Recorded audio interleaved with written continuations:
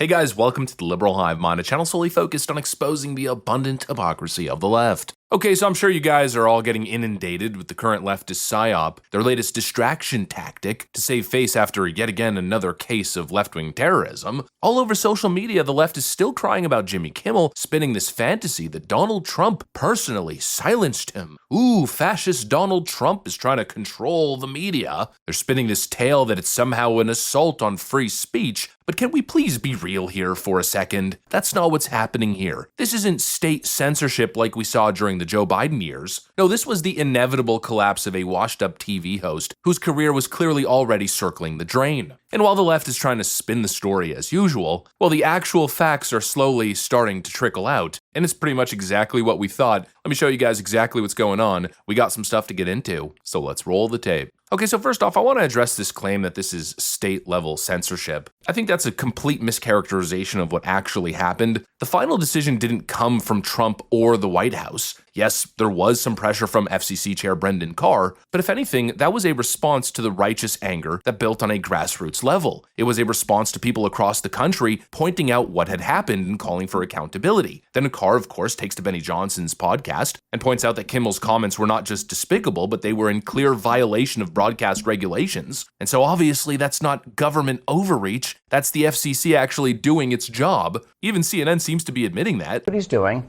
knows the law, and has an active remit from the White House to do what he's doing. He is on very safe territory here, and the idea that he's going to be drawn up to hearings and something bad's going to happen to him via the Hill, not possible. Basically, Brendan Carr acted well within his authority, but the left now calls this an abuse of power, and you know what? I'll give them to it a little bit. It's not an abuse of power, but it is a flexing of soft power, absolutely, but I don't feel bad about it. And I'm certainly not going to take lectures from the left about abuse of power or even flexing soft power, because they're the frickin' CEOs of abusing power and leveraging their soft power to shut down dissent and have their way. They're the party that tried to send the president into prison for life for the rest of his days because they didn't want to have to lose an election against him. They're such freaking hypocrites. I mean, even Abby Phillips, of all people, is now kind of calling on the Democrats to admit to their own track record on the issue of censorship. I heard earlier this week Ezra Klein and Ross Douthat having a conversation, and there was this moment where Ezra says, you know, I probably needed to acknowledge back a couple of years ago that we were a little too censorious, that the left was actually interested in kind of intimidating something people. More liberals should say. I think it would help. They should acknowledge, not just in passing, but actively acknowledge where things went wrong. That's the only way to move forward. Agreed. I think, in a way. But because otherwise, what would we acknowledge? Well, I think you have to acknowledge that there is listen, cancel culture was a thing. Absolutely. Okay? It was actually a thing. And it's not just enough to say, well, my cancel culture was fine, but yours is wrong. There has to be an acknowledgement that now I think everybody understands what free speech really looks like and what it means. And then you have to apply that thinking to what was happening 4, 5, 6 years ago. But again, this idea that this was state-level censorship, I simply reject the premise. The reality is that there's a lot more nuance to the conversation. And actually, I think it becomes quite clear why Jimmy Kimmel got fired. Benny Johnson actually did a great job laying it out. These affiliates have reached out to me. I've taken a never-ending stream of calls from the ABC News affiliates and broadcast affiliates writ large. And those owners are telling me, thank you. We are the broadcast partners of ABC. It is our right to take the broadcasts down if we do not believe it is in the public interest of our audience. ABC isn't just some type of giant monolith that just broadcasts to all 330 million homes in America. ABC News must partner with locally owned, privately owned stations. And those stations, which represent, no doubt, Trump voters, the majority of them are Trump voters. Remember, you live in a country where 90% of the counties are Trump counties. Those station owners are sick to their stomach about the programming that is coming out of ABC. One of the owners told me that Jimmy Kimmel's program has been like a hockey stick downward, that they can't even sell ads against Jimmy Kimmel's show because so few people watch it in the key demo and in their region, that they can't even sell like local Ford dealership ads. They can't sell Jimmy Kimmel's show because Jimmy Kimmel's show is such a repulsive stick in the eye to the vast majority of Americans. Now, that is a collapsing business model. That's a spiraling business model that ABC News wants to get rid of. ABC News was well on their way to getting rid of Jimmy Kimmel.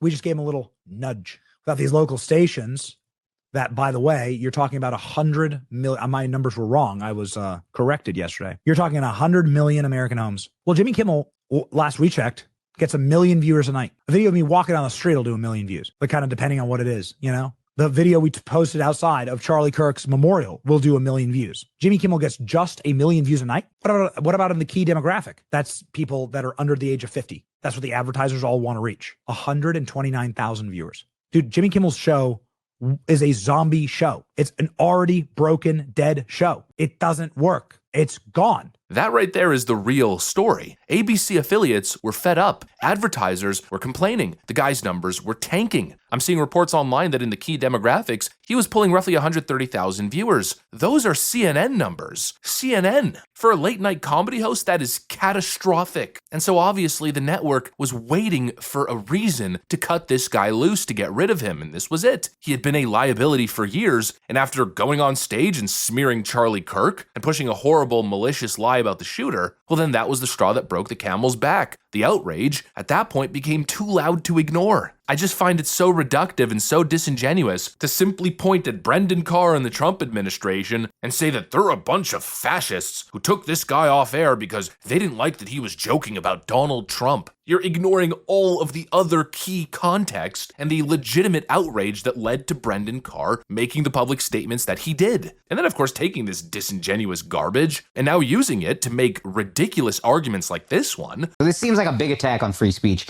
And yeah, I think we've been pretty staunchly in favor of free speech. And it is funny to watch right-wing people just become left-wing people.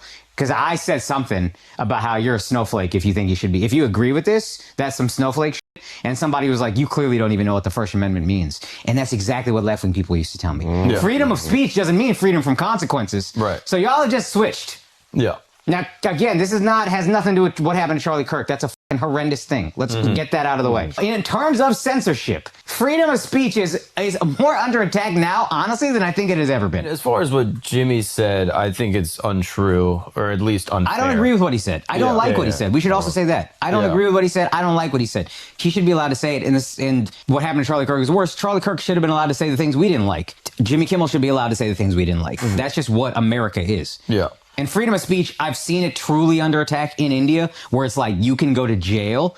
This is closer to that than I think what the left was doing, which is like the FCC putting, as much as we didn't like left-wing like far left policy or far left whatever thoughts, it wasn't like Joe Biden was putting pressure on somebody to get canceled for saying You see what I'm saying? Yeah. That's what makes this different and scarier to me and closer to what India has. Then that's what makes it an actual attack on free speech. Apparently now the right is more censorious than the left, says Andrew Schulz's little podcast sidekick. What a complete joke. Are we seriously going to make that argument after the left used federal agencies, the DHS, and the White House itself to pressure tech companies into the mass banning of conservatives? I mean, that's real censorship. This ain't it. Not to mention they use that power to ban the sitting president of the United States from almost every big social media platform. What happened to Jimmy Kimmel was quite different. It's a private company that decided to dump a toxic, unprofitable host who broke FCC rules and said something so vile, so dangerous and disgusting that it led to widespread outrage across the internet and then forced them in a position where they had to make a decision. If anything, that's the free market. And again, Jimmy Kimmel is still free to speak. He's free to start a YouTube channel tomorrow. He can go and get a contract from Netflix like Stephen Colbert did. Nobody has stripped him of the right to speak. Federal agencies didn't collude behind the scenes to have him completely deplatformed off the internet. So this whole notion that now the right is worse than the left, this narrative is idiotic, it's gaslighting. And frankly, I think it gives cover for these petty leftist tyrants who wouldn't hesitate for a second, who wouldn't even blink before once again wielding federal power to censor their political opponents. We simply demanded accountability for a corporate host who lied on air, and obviously that's not the same as the left abusing government power to destroy people over political differences. It's simply not the same thing. And now actually a little update to the story. Apparently Kimmel's team is now trying to negotiate with Disney to crawl back on air and finish his last season. I believe his contract ends in 2026 if I'm not mistaken. But let's be very honest here, I don't think that's happening. Local level affiliates do not want him, the advertisers don't want him, the audience doesn't even want him, and so why would Disney drag this corpse across the finish line? For what reason? To appeal to, again, a shrinking cultural minority? A couple shrieking blue-haired freaks on X? Give me a break. I don't think this is going to happen. The left is already culturally weakened. They're losing ground like crazy, and the idea that any corporation at this point would cave to them, especially to save a hack like Jimmy Kimmel, who isn't even making them money, who's somebody that they've been probably trying to get rid of for a while at this point, I just don't see it happening. But of course, I could be wrong. There's a lot of Hollywood influence attempting to make this happen, but in the end, I truly think it's an absolute stunning minority, and it just isn't gonna happen.